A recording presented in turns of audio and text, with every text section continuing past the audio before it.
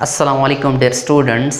English के अंदर सबसे ज़्यादा कंफ्यूज कर देने वाली टर्म जेरंड है। इस वीडियो के अंदर हम बात करेंगे जेरंड के हवाले से कि जेरंड क्या है या जेरंड किसे कहते हैं। आई एम श्योर कि इस वीडियो को देखने के बाद आपको क्लियरली जेरंड की समझ आ जाएगी।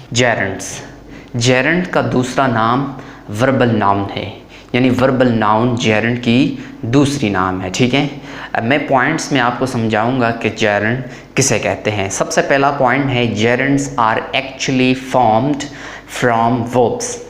सबसे पहली बात तो ये है कि जेरंड्स जितने भी हैं वो सारे के सारे वर्ब से बनते हैं। ठीक है, दूसरी पॉइंट है gerunds always end with ing morphemes. जितने भी जेरंड्स होंगे वो सारे के सारे ing पे ख़त्म होंगे, यानी वो ing मॉर्फीम पे ख़त्म होंगे। जितने भी जेरंड्स हैं वो सारे के सारे। ठीक है, तीसरा पॉइंट है it has the same form.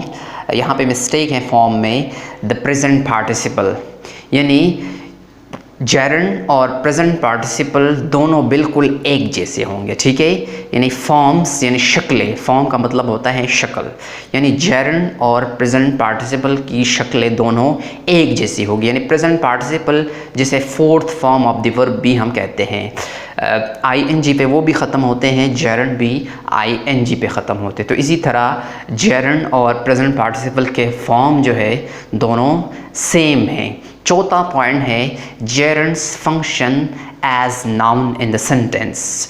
चौथी जो पॉइंट है वो ये है कि जेरंड जो है वो किसी भी सेंटेंस के अंदर एज अ नाउन काम करता है। ठीक है, अब फॉर्म्स तो इनके सेम है जेरंड और प्रेजेंट पार्टिसिपल के। प्रेजेंट पार्टिसिपल वो वर्ब होता है, वो टेंस बनाता है, कंटिन्यूटी, और जेरंड जो है वो एज अ नाउन किसी भी सेंटेंस के अंदर फंक्शन करता है, वो नाउन की तरह बिल्कुल होता है। ठीक है, फॉर इंस्टेंस मिसाल के तौर पर I am writing, I like writing, यहाँ पे दोनों सेंटेंसेस के अंदर ing वाला फॉर्म इस्तेमाल किया गया है, राइटिंग राइटिंग। एक इनमें से प्रेजेंट पार्टिसिपल है, दूसरा इनमें से जेरंड है। ठीक है, या वर्बल नाउन है। तो सबसे पहले सेंटेंस में अगर हम देखें तो आई सब्जेक्ट है, एम आपके पास हेल्पिंग वर्ब है, ing वाला फॉर्म वर्ब का आपके पास लगा हुआ है, तो ये बनाता है प्रेजेंट कंटिन्यू टेंस।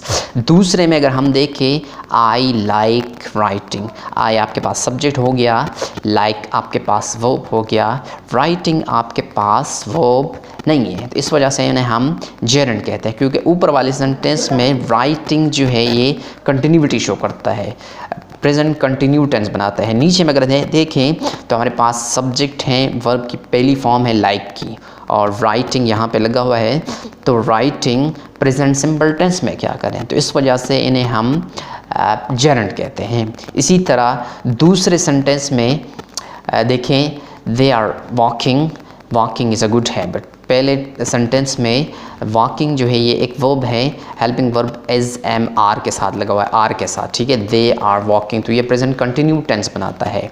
जबकि दूसरे सेंटेंस में अगर हम देखें walking is a good habit, तो ये एक प्रेजेंट सिंपल टेंस है। प्रेजेंट सिंपल टेंस में ing वाला फॉर्म क्या कर रहे हैं। ठीक है, तो ये तो कंटिन्यू टेंस में आता है, ना कि कोई सिंपल टेंस में। तो सिंपल टेंस में इसी तरह वॉकिंग, यहाँ पे जो वॉकिंग है इसको हम जेरंड कहते हैं। अब हम देखेंगे कि जेरंड कहाँ कहाँ सेंटेंस के अंदर इस्तेमाल हो सकता है। जेरंड्स यूजेज, अब हम देखेंगे कि किसी भी सेंटेंस के अंदर जेरंड्स किन किन पोजीशन पे आ सकता है।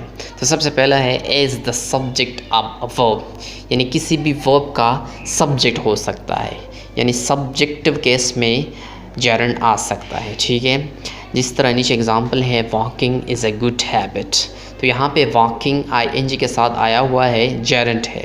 मैंने आपको बताया कि जेरंड हमेशा ing वाले फॉर्म के साथ आएगा, ing के साथ आएगा। ठीक है, तो यहाँ पे वॉकिंग जेरंड है, इज़ यहाँ पे वर्ब है, यानी वर्ब की सब्जेक्ट में ये आया हुआ है। तो ये हो गया फर्स्ट यूजेज। अब हम देखेंगे कि सेकंड यूजेज क्या है। सेकंड है as the object of a verb, यानी किसी भी वर्ब का ऑब्जेक्ट हो सकता है जेरंड, यानी जेरंड किसी भी सेंटेंस के अंदर ऑब्जेक्ट की जगह पे भी इस्तेमाल हो सकता है। जिस तरह नीचे एग्जांपल है शी लाइक्स वॉकिंग, शी यहाँ पे थर्ड पर्सन सिंगुलर है। लाइक यहाँ पे वर्ब है। एस क्यों लगा है? क्योंकि सब्जेक्ट जो है वो सिंगुलर है। जब सब्जेक्ट सिंगुलर हो तो वर्ब के साथ एस या ई एस लगता है। यहाँ पे एस लगा हुआ है।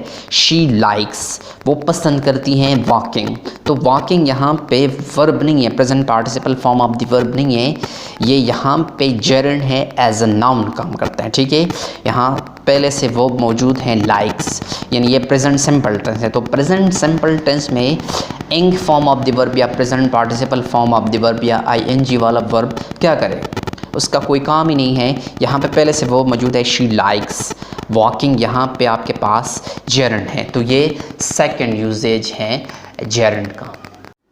थर्ड है जी as the object of a preposition, यानी ये जेरंड किसी भी प्रेपोजिशन की ऑब्जेक्ट भी हो सकती हैं। ठीक है, यानी इस जेरंड से पहले कोई प्रेपोजिशन जब इस्तेमाल हो तो वहाँ पे हम उन्हें ऑब्जेक्ट ऑफ प्रेपोजिशन कहते हैं। ठीक है, I am thinking of walking, यहाँ पे आई सब्जेक्ट है, एम आपके पास हेल्पिंग वर्ब है, थिंकिंग आपके पास इंग फॉर्म ऑफ द वर्ब है या present participle form of the verb है, ऑफ आपके पास प्रेपोजिशन है, वॉकिंग आपके पास जेरंड है। ठीक है, तो ऑफ यहाँ पे प्रेपोजिशन है और ऑब्जेक्ट में यहाँ पे वॉकिंग इस्तेमाल हुआ है जेरंड। ठीक है, तो जेरंड जो है ऑब्जेक्ट ऑफ प्रेपोजिशन की जगह पे इस्तेमाल हो सकती है, यानी आसान अल्फाज में प्रेपोजिशन के बाद भी जो है वो जेरंड आ सकता है।